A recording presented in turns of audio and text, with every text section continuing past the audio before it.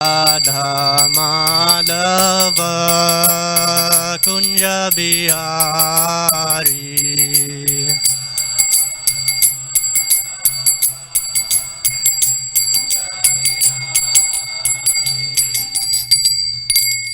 Jai Om Vishnupad Paramhamsa Privarjakacharya Astotra Sat Abhay Charnaravind Bhaktivedanta Swami Prabhupada Ki Jai Jai Om Vishnupad Paramhamsa Privarjakacharya Astotra Sat Shri Srimad Bhakti Siddhanta Saraswati Thakur Goswami Maharaj Prabhupada Ki Jai ISKCON founder Acharya BBT founder Acharya Srila Prabhupada Ki Jai Granth Raj Srimad Bhagavatam Ki Jai Anant Koti Vaishnav Vrinda Ki Jai Nitai Gaura Premanandi Hari.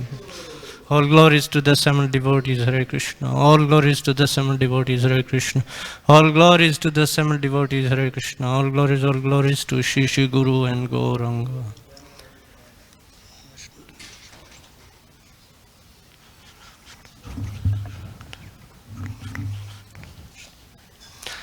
Om Namo Bhagavate Vasudevaya.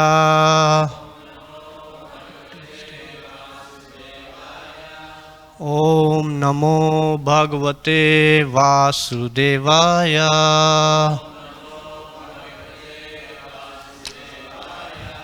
Om Namo Bhagavate Vasudevaya.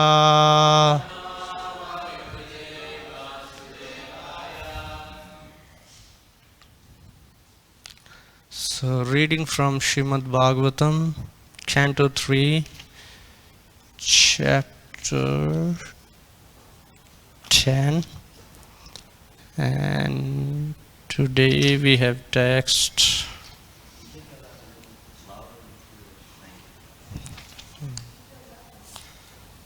text 12. Is it 12 or 11 today?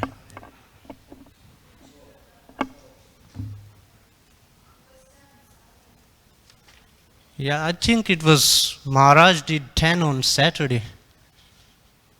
Did he do 11 also? Okay, so can we have text 11 on the board, please?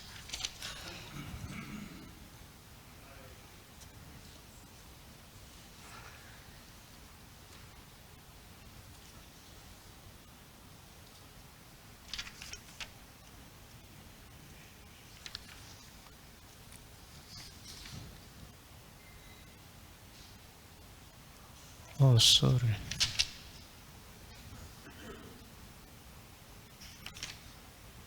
Kuno, what's going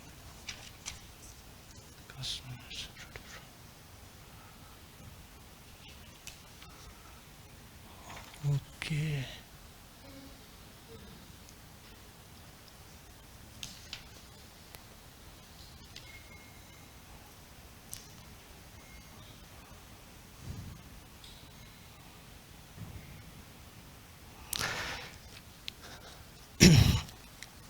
Maitreya Vacha Guna Vyatikarakaro Nirvishesho Pratisthita Purushastad Upadanam Atmanam Lilashrajat. Maitreya Vacha Gunaveti Karakaro Nirvishesho Pratisthita Purushastad Upadanam Atmanam Lilashrajat. Maitreya Vacha Gunaveti Karakaro Nirvishesho Pratisthita Purushastad Upadanam आत्मानं लीलाय सृजयत्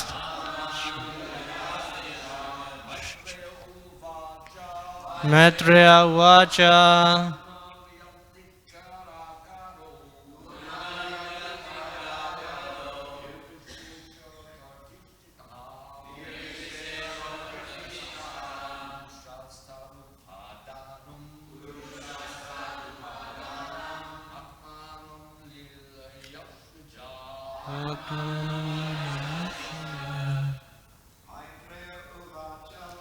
मैत्रेय उवाच गुणव्यतिकराकारो निर्विशेषो प्रतिष्ठितः पुरुषस्तदुपादानम् आत्मानं लीलया सृजत्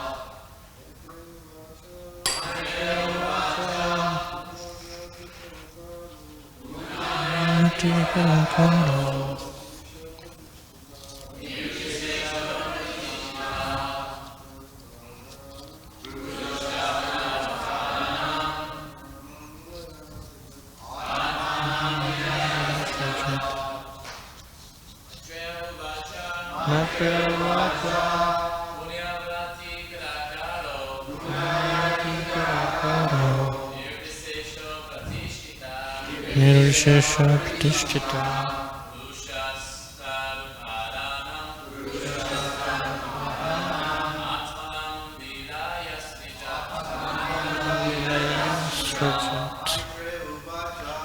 मैत्रेय उवाच गुणव्यतिकराकारो निर्विशेष प्रतिष्ठितः पुरुषस्तदुपादानम् आत्मानं लीलया सृजत् Mataji, please. Maitreya उवाच गुणव्यतिकराकारो निर्विशेषो पुरुषस्तदुपादानम् आत्मानं लीलया सृजत् मैत्रेय उवाच गुणव्यतिकराकारो निर्विशेषो प्रतिष्ठितः पुरुषस्तदुपादानम् आत्मानं लीलया सृजत् Synonyms. Maitreya Vacha. Maitreya said, Guna Vyatikara of the interactions of the modes of material nature. Akara, source. Nirvishesha, without diversity. Apratishtitaha, unlimited. Purusha, of the Supreme Person. Tat, that. Upadanam, instrument. Atmanam, the material creation. Leelaya, by pastimes. Asrijat, created. Translation and purport by His Divine Grace, Abhay Charnarvind Bhaktivedanta Swami Prabhupada, Srila Prabhupada Ki Jai. Translation. Maitreya said, eternal time is the primeval source of the interactions of the three modes of material nature. It is unchangeable and limitless, and it works as the instrument of the Supreme Personality of Godhead for His pastimes in the material creation. Purport. The impersonal time factor is the background of the material manifestation as the instrument of the Supreme Lord. It is the ingredient of assistance offered to material nature. No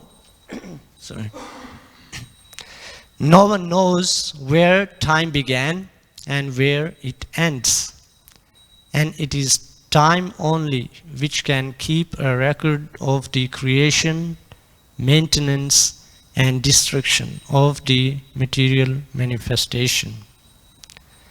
This time factor is the material cause of creation and is therefore a self-expansion of the personality of Godhead. Time is considered the impersonal feature of the Lord.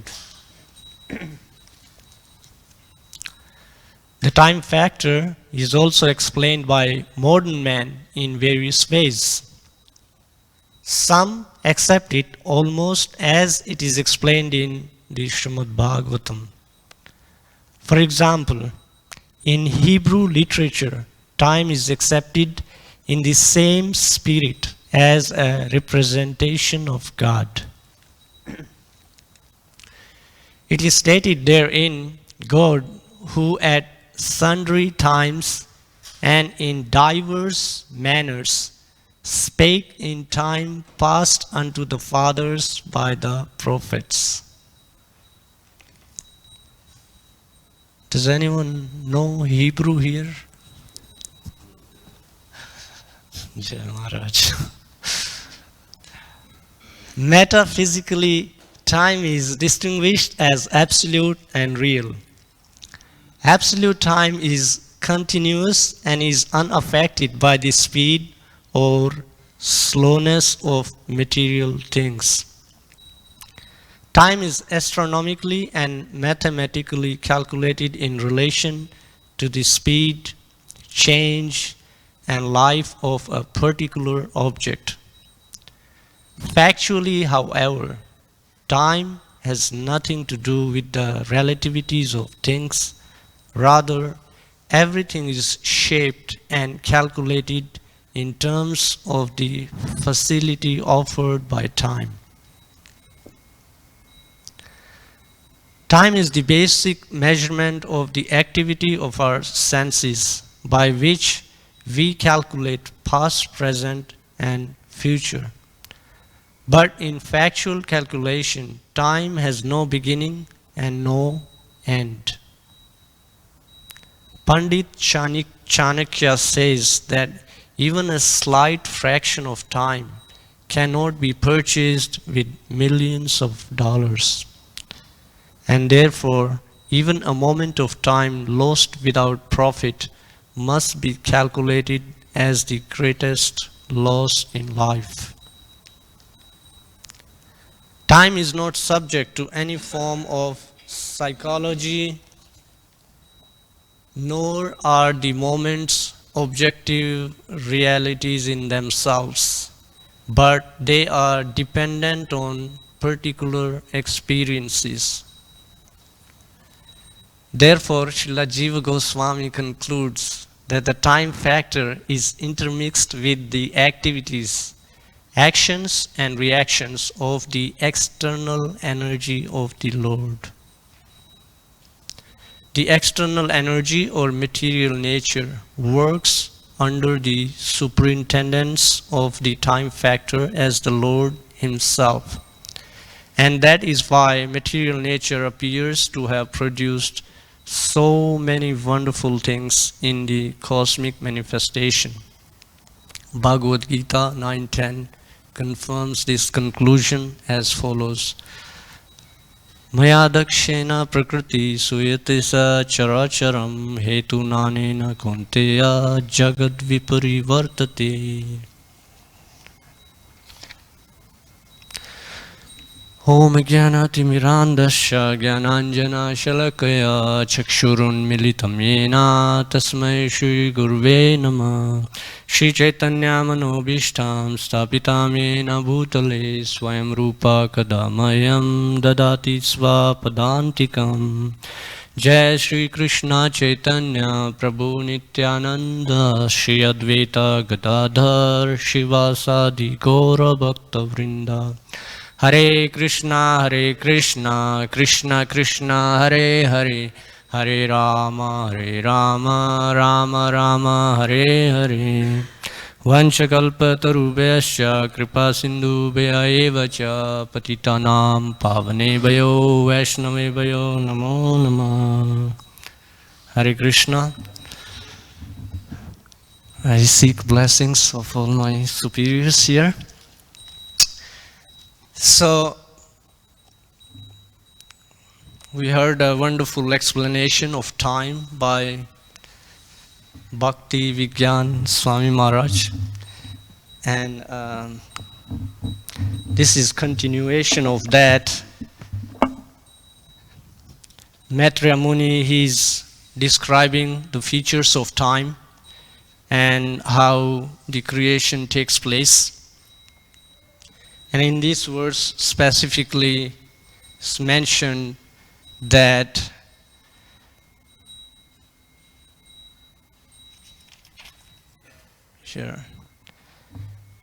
primeval source of the interactions of the three modes of material nature is eternal time.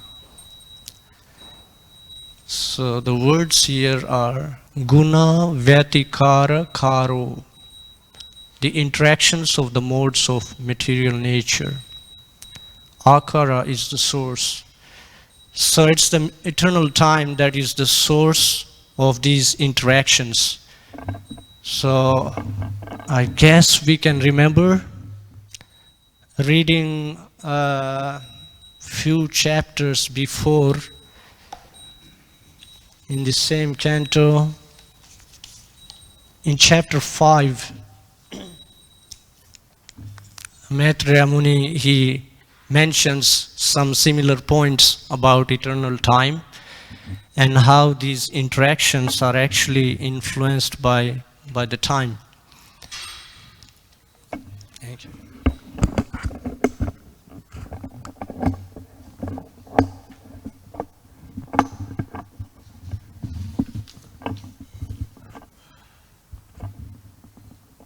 Thank you. So here I'll read a couple of these verses and then we can discuss some points in this purport. The Lord, the undisputed proprietor of everything, was the only seer. So this is chapter 5, and Maitreya Muni is describing to Vidura how the creation starts,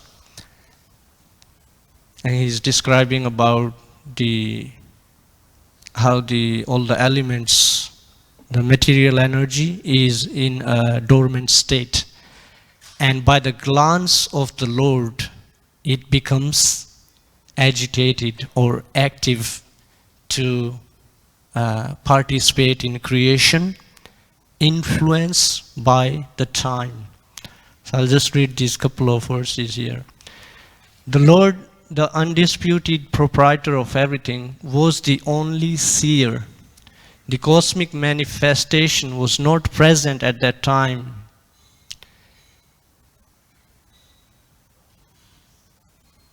The material energy was dormant, whereas the internal potency was manifested.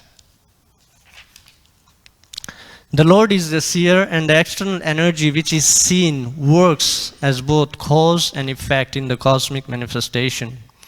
O greatly fortunate Vidura, this external energy is known as Maya or illusion, and through her agency only is the entire material manifestation made possible.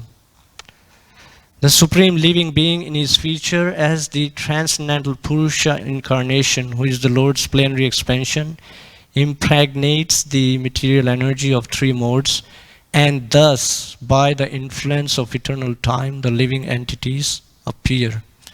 Actual words here are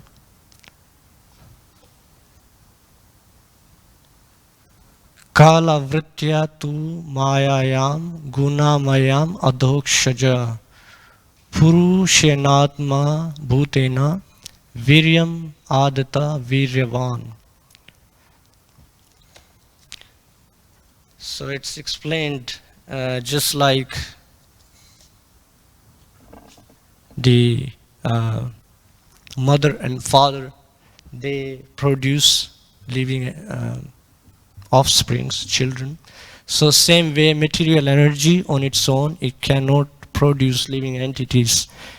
And the Supreme Lord, by his glance, he starts the process of creation.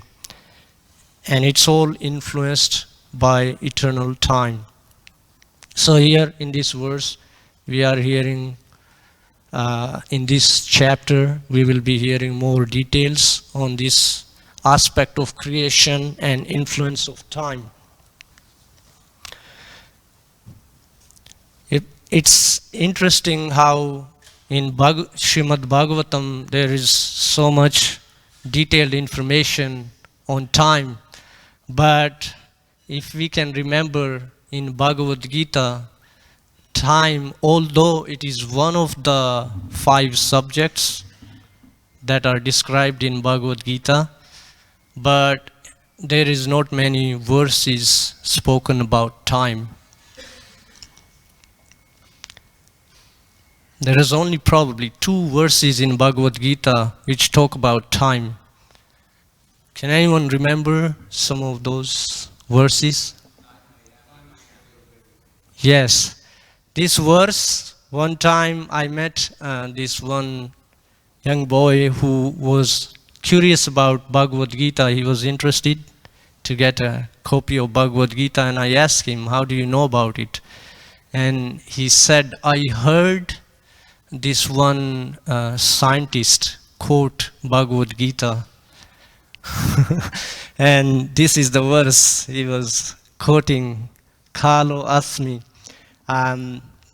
So this is verse 32 in the 11th chapter, where Krishna is saying, Kala, I am the time, the destroyer of all living entities. So here we are hearing about creation. In Bhagavad Gita, Krishna is saying he is time, the destroyer. Of course, we heard from Maharaj how living entities in material cosmos, they do meet time in the form of death. And not surprising, there are so many wars that happen leading to death. So it's we can understand more about these features and aspects of time reading Srimad Bhagavatam. There is another shloka that is one of the favorite shlokas of our Sura Prabhu, and it says there, who can understand these features and influence of time? So there Sukadeva Goswami, he is telling Parikshit Maharaj what kind of people, what's the influence of time, and what kind of people can understand these features and influence of time. It's in actually Canto 2, Chapter 1, Text 4. Deha patya kalatradishva atma seneshva asatsva api tesham pramato nidanam pashyanapi na pashyati. So nidanam means destruction. We all see there's a lot of destruction going on, but still somehow the individual living being thinks that it's not going to happen to him. So when Srila Prabhupada was in his last years and his health was not at its best, but still he was translating Srimad Bhagavatam, and many times he would get up even when he's not in a position to get up. He would make time to see some people who would come to meet him. and his disciples would be amazed by seeing him in a way we can say transcend those limitations. So in this verse, Sukdev Goswami is describing to Parikshit Maharaj that people who do not have a higher spiritual understanding, those kind of people, they do not see this, or they do not understand this destructive aspect of time. They think they will continue as they are going, enjoying their lives in a way they have planned. But due to this illusory energy, this understanding does not awaken within them that time is also taking their life. And in the purport, in one of the purports in Bhagavad Gita, Srila Prabhupada describes how the time, every moment one is losing, one is dying, but the actual stroke is called death, and that is Krishna. So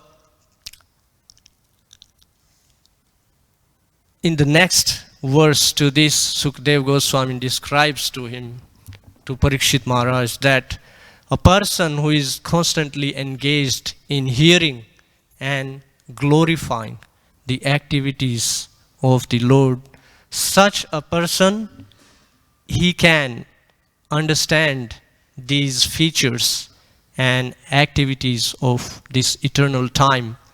And not only that, they can actually transcend these limitations that are imposed by time on people who are absorbed in materialistic activities.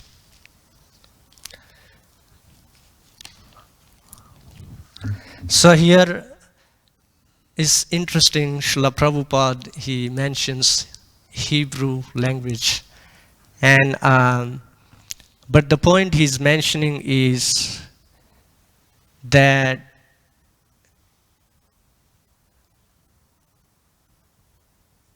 many modern men, they accept this idea of time as a representation of God. But the question is, like, they do understand that, but do they actually understand the influence of time and how it operates and how time brings destruction?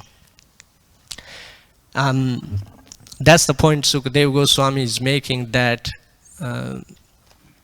devotees or people acting in Krishna consciousness, they can understand this influence and they can become free from the limiting aspect of time.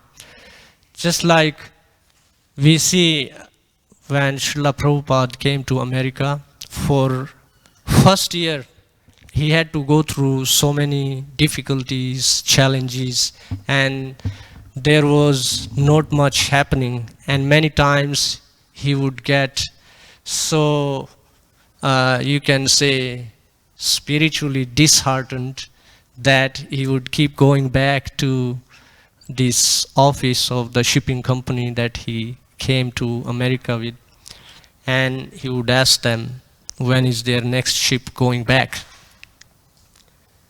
And one time this person in the office asked that, Swamiji, you come here often and you ask every time, when is the next ship going back?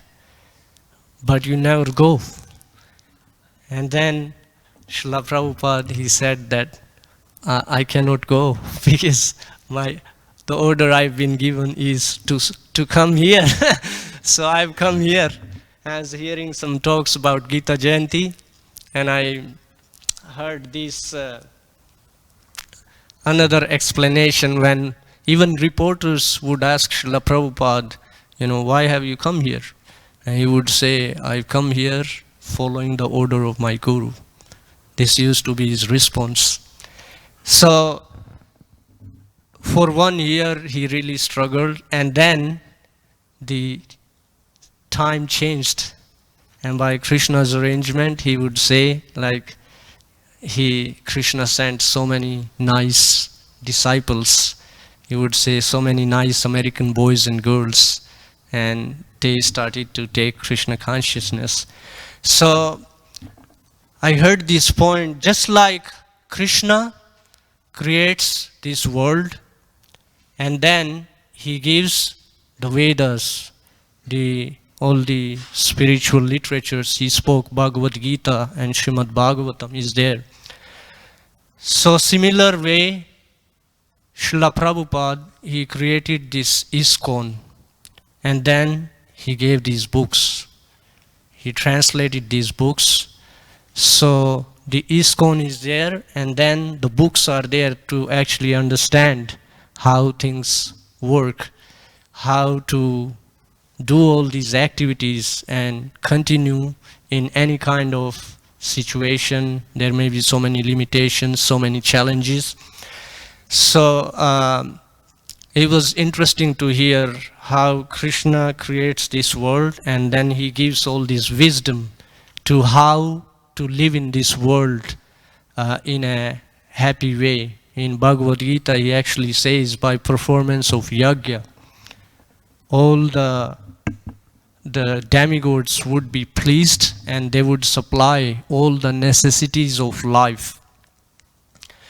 So we can see by this great work of Srila Prabhupada of translating these books, we have this facility now to study this and understand these difficult subjects, which apparently not even many learned philosophers, scientists, we can say materially educated people can understand.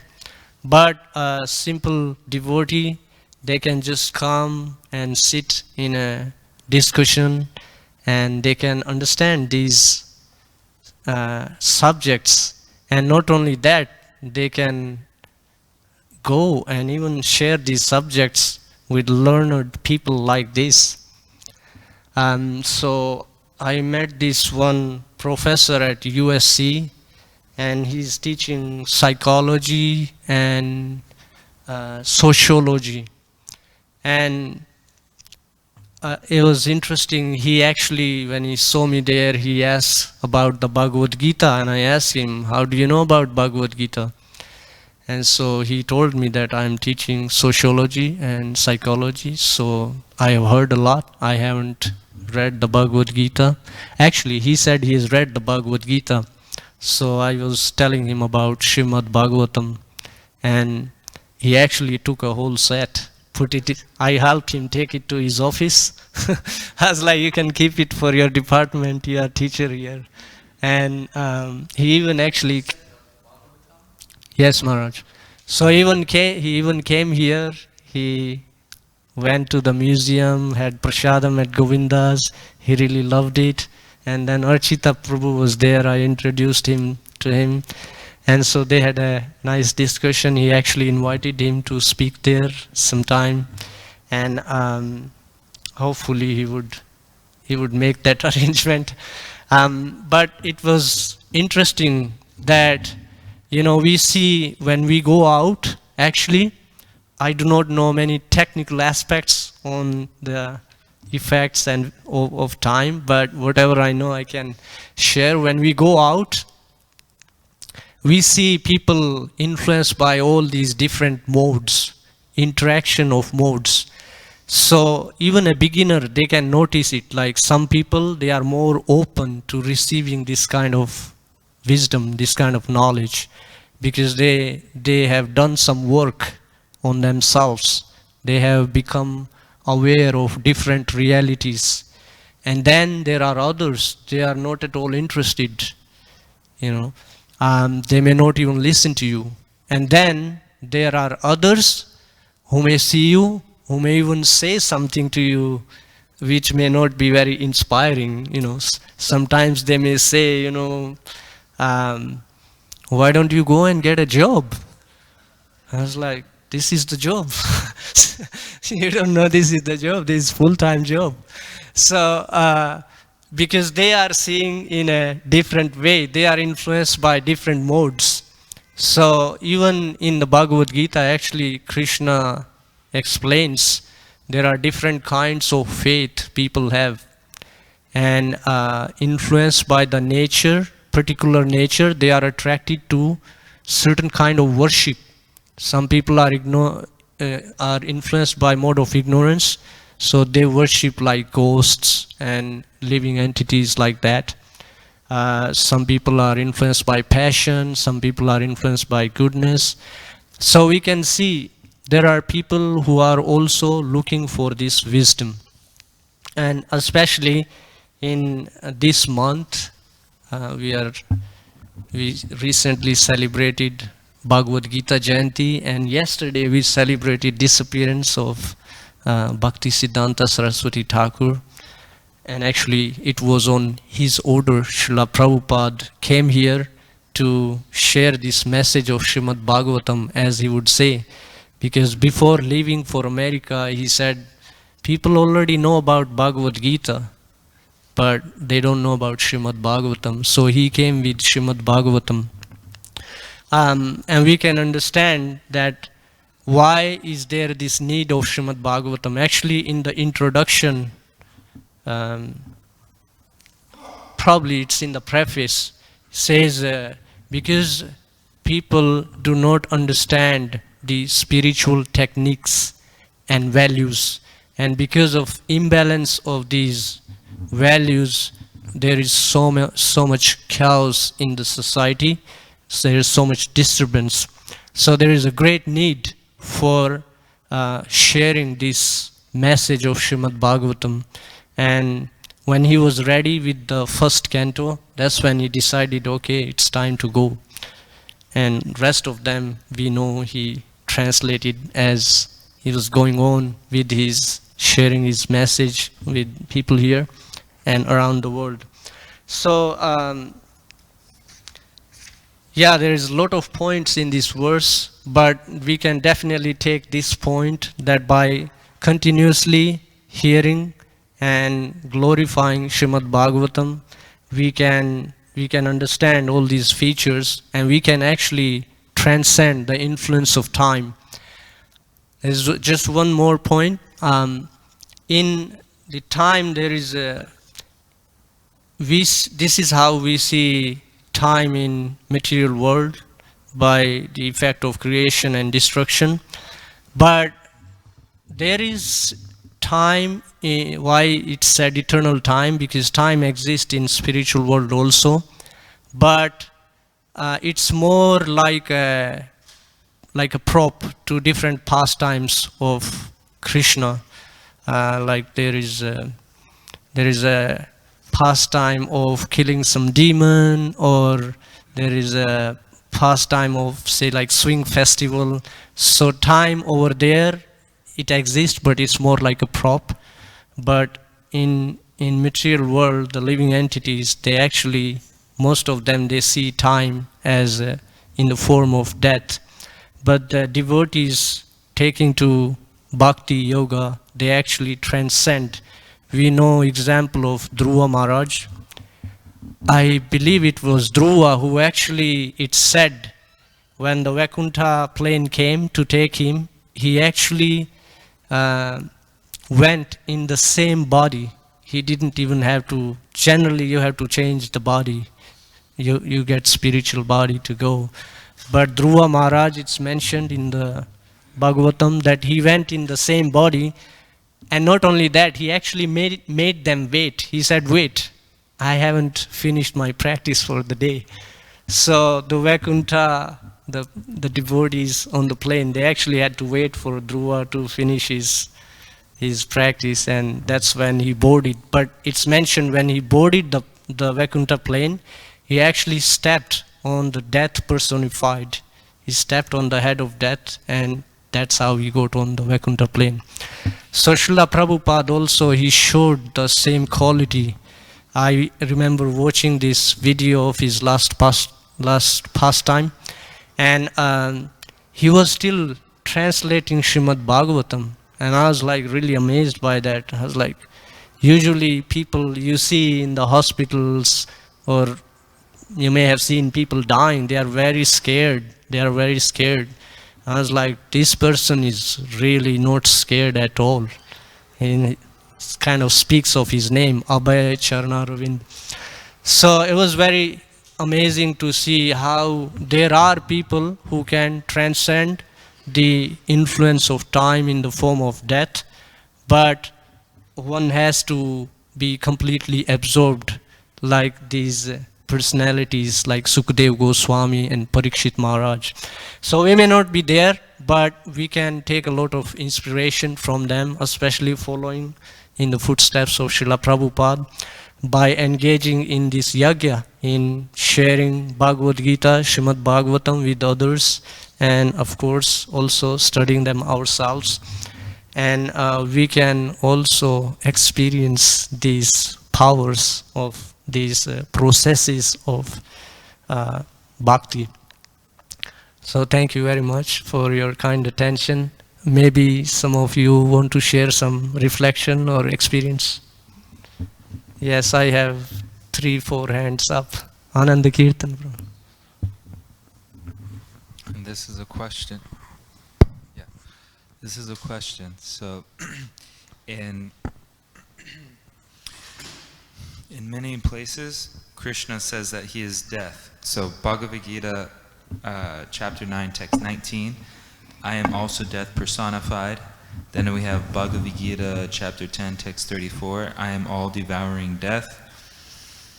And in the purport, Prabhupada says, death is Krishna. Then we have in the 4th canto, chapter 11, text 19, Krishna says, I am death, I take away everything at the end of life. And there's more. There's actually a lot more where Krishna is saying something similar, that he is death. So if Krishna is death, do people make spiritual advancement by dying? So he's asking, if Krishna is death, do people make spiritual advancement by dying? Yes, they do, but like I gave so many examples, one can also make spiritual advancement by transcending death. But if we remember the battle of Kurukshetra, Krishna told Arjuna that all these people who have assembled here, except of you 5 Pandavas, everyone is gonna die. But he also told, we remember that when he was encouraging Arjuna to fight this battle, he said that if you win, you don't have to worry. If you win, you go to heavenly planets. And if you lose, if you die, you go to heavenly planets. And if you win, you have a great kingdom to rule. So yes, they do make progress, especially when they are fighting a battle. Then it's mentioned that person can go to heavenly planets. So there is some progress, but there is so much more progress to be made. And that's why Krishna gave Arjuna the process of bhakti yoga. So you can make the full progress and not just make a little bit of progress.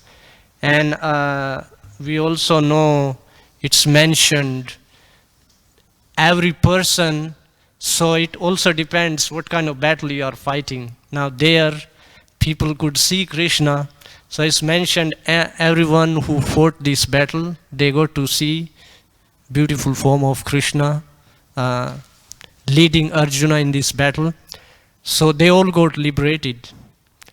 So we have to see if we are fighting in the battle where Krishna is present. That's also there. There are different aspects, but in general it's mentioned, even Krishna says in Bhagavad Gita that if you fight a battle, then you can go to heavenly planets if you die. But we know, reading from Srimad Bhagavatam, heavenly planets is still in the material cosmos. So there are, beyond that, there is the Viraja river, which is limiting people to go to spiritual planets, and beyond Viraja river are the Vaikuntha planets. and within Vaikuntha planets there are, different higher realms, like there is Ayodhya, the abode of Lord Ram, and then there is Mathura Mandal. Within Mathura Mandal, then there is Golok Vrindavan. So like that, there are, people can still progress to higher and higher states. Bhrigupati Prabhu wanted to add something.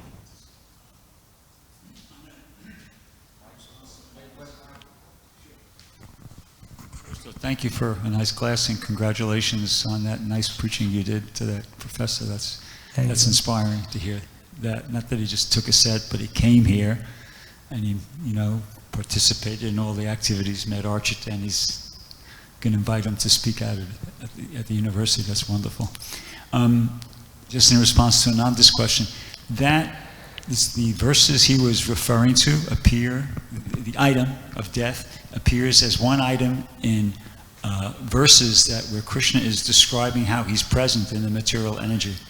So, in other words, he also says, I'm the original fragrance of the earth, I'm the light of the sun and the moon, I'm the ability in man. So it's not like if somebody goes out and takes a deep breath and smells something, they're getting purified. But if they're remembering Krishna, if they remember, oh, this is Krishna, he's the original fragrance of the earth. So I think as far as death goes, it's not being referred to as a purifying process like chanting the Hare Krishna Maha Mantra. But if you remember, just like if you remember Krishna's the original fragrance of the earth, if you remember, well, this is death now, this is Krishna. So to the degree that you're conscious of its connection with Krishna, to that degree, you're making advancement by dying or remembering death. That would be my understanding of how that would work. Yeah. For what it's worth. Thank you. Yeah, that's a nice insight too. Sachitanoy Prabhu, he wants. Thank you, Prabhu. There's one verse in the Bhagavad Gita that says, Vedahan samatitani vartamani nicharjuna bhavishyani chabutani mam tu veda nakaschana. Yes. So in that verse, Krishna says, I know past, I know present, and I know the future. He said, I know everything. Yes. But no one knows me. Now, another verse in the Srimad Bhagavatam, I think is the 4th chapter, where he said, what it says, past, present, future, is just an illusion. It's illusory. That's the conclusion of the Vedic literatures. That's what the verse says, the translation. So putting these two verses together, what would you explain of that? Can you repeat it again? Like, what's the question? Putting, the combination of these two verses. Because So he's saying that at one place in the Bhagavad Gita, Krishna is saying that he knows past, present, and future, and no one can know him. And then the second part in the Vedas, it said that, what was it? it's just an illusory. Oh, it's yeah. an illusion. So past, present, and future is just an illusion. So how would you reconcile? Well, there is many contradictory statements in the Vedas, Puranas, Upanishads. That's why we have to, it's important to find a self-realized spiritual master, because these truths, they are actually explained, they are realized by these kind of spiritual masters, and they are the ones who can reconcile these things. But we can just on this point, since we are speaking about time and past, present, and future. So like I explained in the purport, Srila Prabhupada explains this concept of relative time and absolute time. So in material cosmos, we understand time to our, taking birth, growing up, and then getting old and dying. Pretty much like going through the cycle. But absolute time is always there, because for us, time finish when we are dead. There is no time for us, right? But time is always existing. That's why it says it's eternal time. And eternal time is recording all these activities of, creation, maintenance, and destruction. That's the evidence. So that's how we understand. We have to understand both. We cannot understand just like the material version. We have to understand the spiritual version, and that's when we will be able to reconcile them. Otherwise, it's just like modern scientists, how they calculate time, or any other subject that are discussed here, and then we will be confused.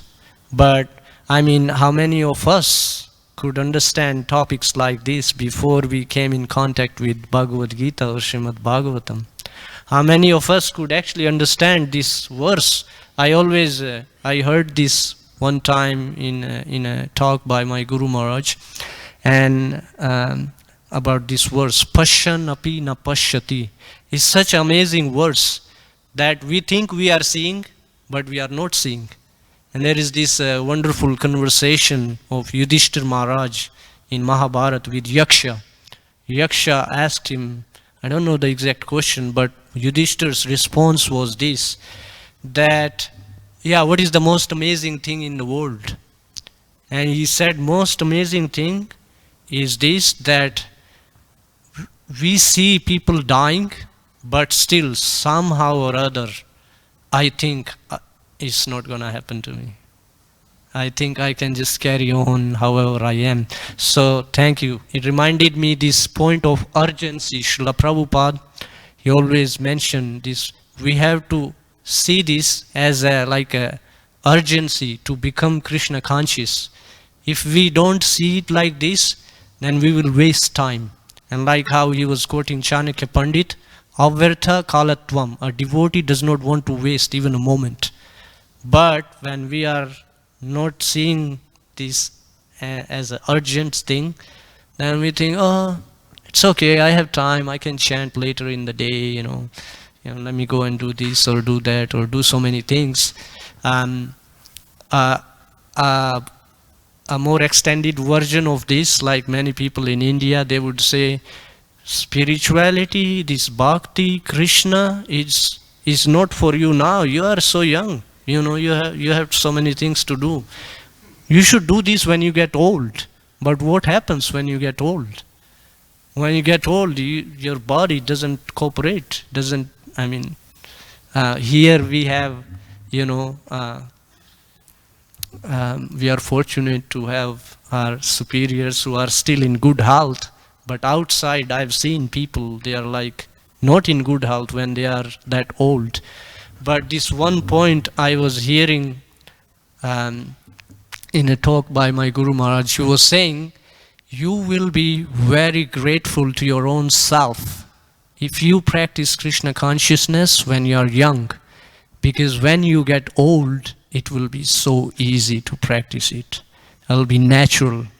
But if you don't practice when you are young, when you get old, it will be so difficult. He was actually sharing an example of one old lady. She got some of the books from some devotees, and she came to his talk, and she told him that, how can I study these books? It is so difficult. I cannot focus when I'm my body hurts, and I actually fall asleep when I'm studying these books. So how can I study these books?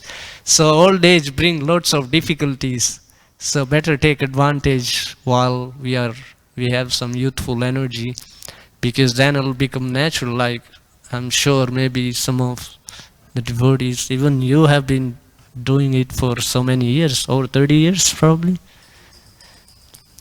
So you can share us your experience, how easy it is for you to practice now. Maharaj. Okay, I think we should end with this. It's very interesting how we are, especially when you get older, how you are tempted to believe that you will live very long. Example, myself. Okay, I'm 90 years old, okay, but I still function like 35 years old. So people come to me and they say, you're going to live to 120, you're 115. This is an illusion.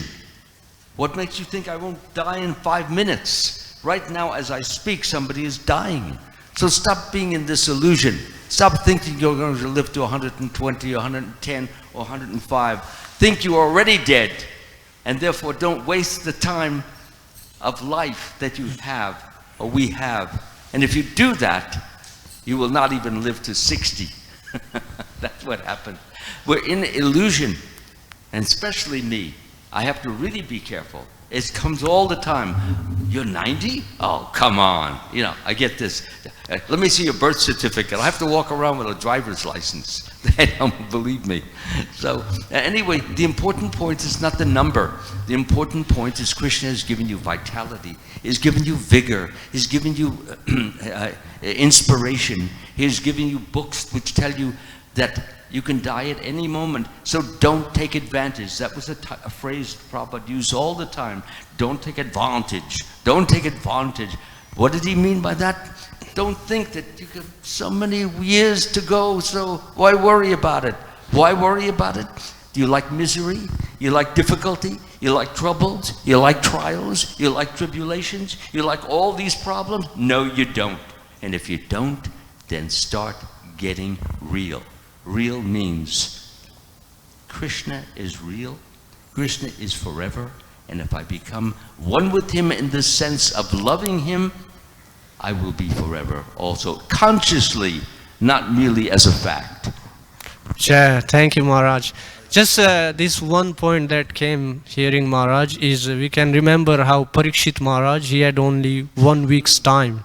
So like that we can think, you know, like everyone has a limited time relatively, but eternally there is, like once we transcend, it doesn't affect us.